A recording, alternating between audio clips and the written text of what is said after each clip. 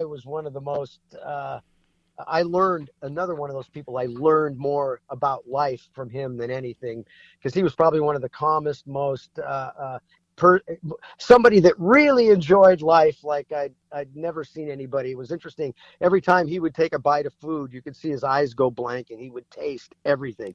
He he loved life more than anything. And it was always funny. His example was he used to carry around, I mean, he loved Swiss Army knives, Oh, and wow.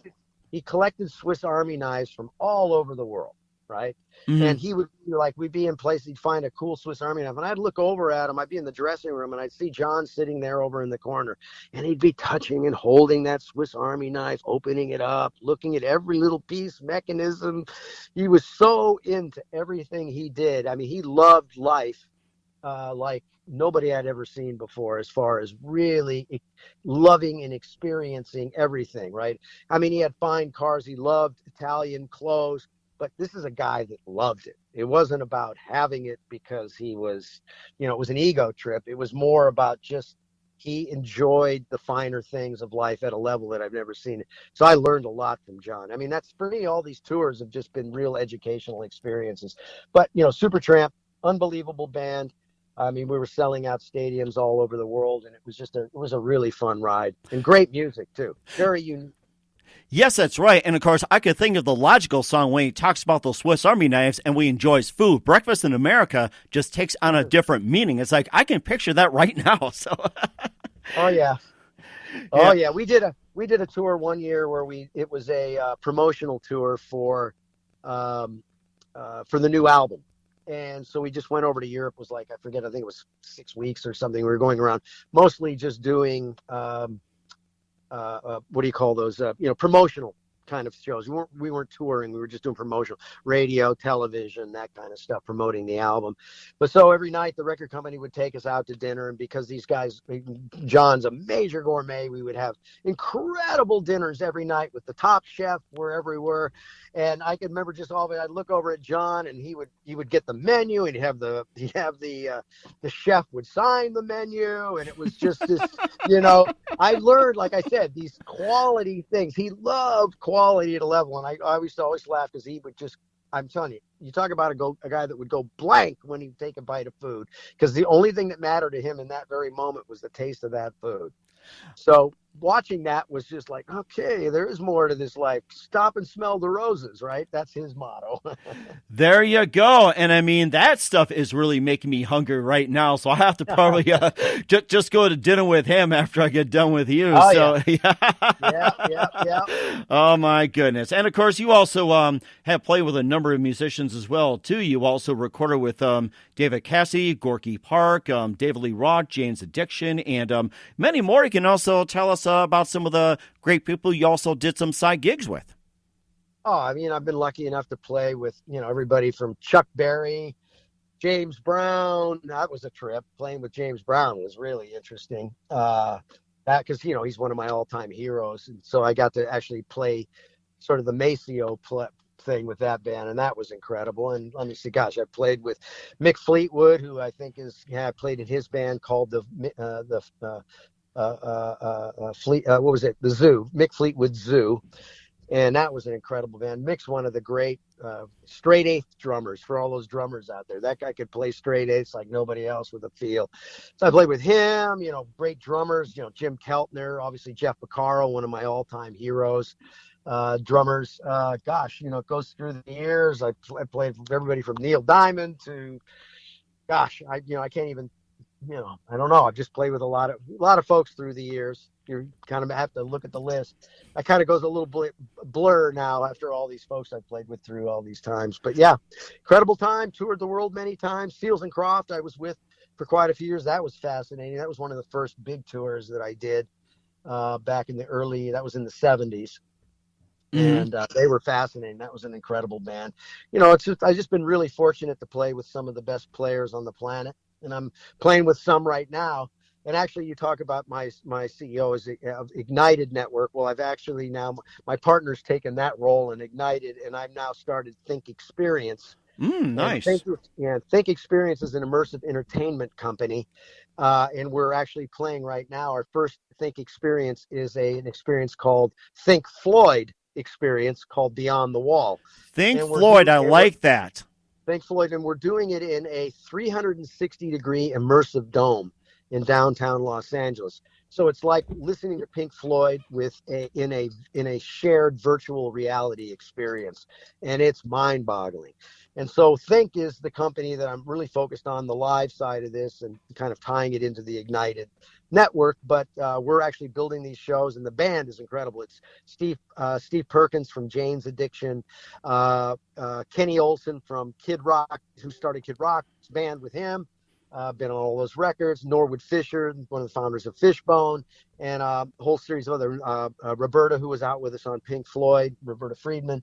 And we're doing these shows now. So we're building this immersive entertainment company, and we're having a blast, and it's been on fire. So we're very excited about that. It sounds like it, too. Before we get to some of the companies you've worked with and some of your projects, now of all the performers that you have played with, what are some that you have not played with yet, and who'd you like to play with? Wow. Okay. I would love to play with Derek Trucks. I love Derek's Trucks playing. So Tedeschi Trucks, I'd love to play with that band. I think that band is smoking. I think Derek's one of the great guitar players of today. I almost got to play with the Stones, and I would have loved to play with the Stones because that was right up my alley. Right, that's because I'm a rock and roll R&B guy, and I actually got called, but it didn't end up working out at that time when they were making a change from Bobby Keys to the other guy that was in. But then I think Bobby came back. But anyway, the Stones, I would love to play with them. Let's see. Gosh, there's a lot of great players that mostly probably a lot of people that aren't necessarily. Real well known are players that I would really like to play with, but yeah, I think the Stones, Derek Trucks, gosh, I don't know. I haven't really thought about that.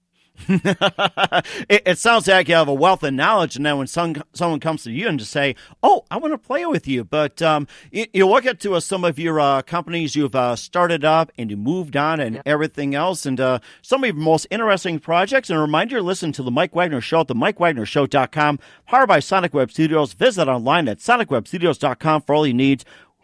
Looking for a professional website without breaking your budget? Sonic Web Studios is the answer. Sonic Web Studios offers fast, affordable custom web designs that blow the competition away. Call today at 1-800-303-3960. That's 1-800-303-3960. Or email to support@sonicwebstudios.com. Mention the Mike Wagner Show. Get 10% off your first order. Sonic Web Studios. Take your image to the next level. Also, the Mike Wagner Show is brought to you by Evan Fine of the Senior Reserve Group. When you start thinking about retirement, who you going to call about Medicare? Why call the best? Evan Fine of Senior Reserve Group, specializing in Medicare, health, and long-term care insurance. Evan can be reached at 1-800-650-9357. That's 1-800-650-9357. Or email to evanfine@seniorreservegroup.com. Evan is licensed in New York, New Jersey, Pennsylvania, Connecticut, Delaware, South Carolina, and Florida. Also, the Mike Wagner Show can be heard on the MikeWagnerShow.com. Also, check our Facebook page, facebook.com/The Mike Wagner Show. You can download and listen on SoundCloud, Spreaker, Spotify, and iHeartRadio, and also watch the interview on YouTube as well. We're here with musician, entrepreneur, and songwriter, producer, and CEO of many, many companies, just going from a 7th level to Walt Tucker and new media, direct-to-care, and the list goes on and on and on, but he views it as just a pleasure to work with. Instead of WORK, it's PLAY. And speaking of playing, he played with Pink Floyd, Supertramp, and Toto, and more as well, too, Quincy Jones. And we'll get to some of the companies right here, and we already talked a little bit about Walt Tucker Productions, and you also ventured into 7th level, and tell us on how you took that to the 7th level. Oh, yeah. 7th level was really an exciting ride. We started that company, and 18 months later, we were able to take it public. Was a NASDAQ company. That was a trip. But that company was an educational CD-ROM company. So it was early stages of that whole transition from, DOS, just being a computer, to actually multimedia and games and stuff coming on, to people running on computers. So we were early days, and kind of my one of my favorite claims to fame is I produced or co-produced with my other partner the world's first interactive cartoon called Toonland. Oh, nice. And that starred Howie Mandel, which we all know, Howie the comedian, and known for his America's Got Talent. And we did those titles, and those were educational titles. And it was running on those days in the early days of Windows Windows computers were running 386, 25 megahertz machines. So it was really tough in those days, but it was very pioneering. And so I built games and educational titles. I did the Monty Python series, worked with the Pythons for over 15 years. And so been, that 7th Level was a really, really fun ride in the game and education. Really got me into the tech space, and that's kind of been where I've been. I've been that kind of a sort of artist entrepreneur that straddles both the entertainment space and the technology space, and I've been that arbiter between the two, because technology people think totally different. It's either, it's ones or zeros. It's on or it's off. There's no gray area with computer people because they can't deal with, what ifs, right? I mean, they do what ifs, but the idea, the gray area where artists, we want to throw something up and then we want to, massage it and change it. So there has to be somebody in the middle that tries to talk the two languages. And that's kind of where I've been kind of focused for the last 25, almost 30 years is in that kind of transition, kind of understanding both spaces. So I have quite a technology background, but also have the artist background. And that's what I see exciting about today is technology is now gotten to a point where I believe this is the greatest time in history for the independent artist. This is a moment in time where they have a direct-to-consumer model. They don't need anybody else. They just need to get educated and go direct and, build their audience, which we couldn't do before. We never had access back in the day to the audience, really. It was the record companies and, whoever had access to distribution. They were the ones that had access to the people, but that's changed now.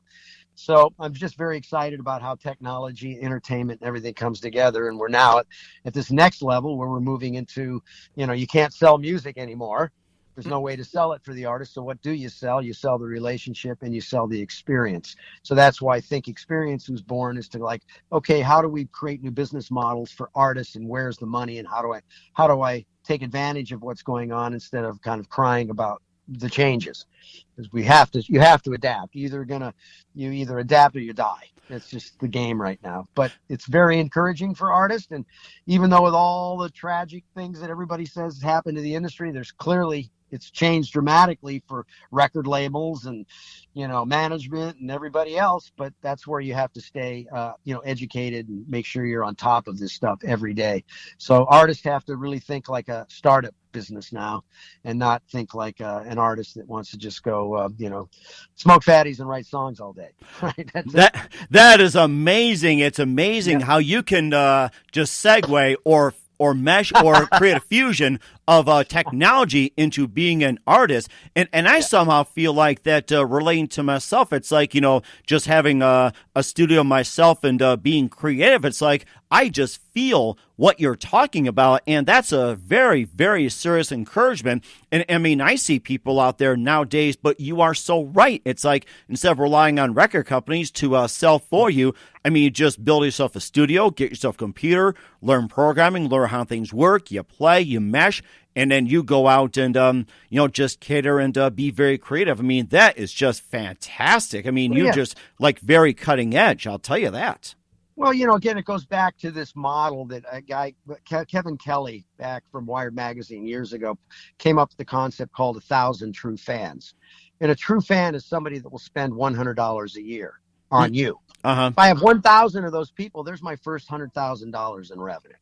So the model is to go small now, and it's very targeted and finding those super fans, because they're the ones that are going to pay. The super fan is relatively going to be 60% of your revenue as an artist.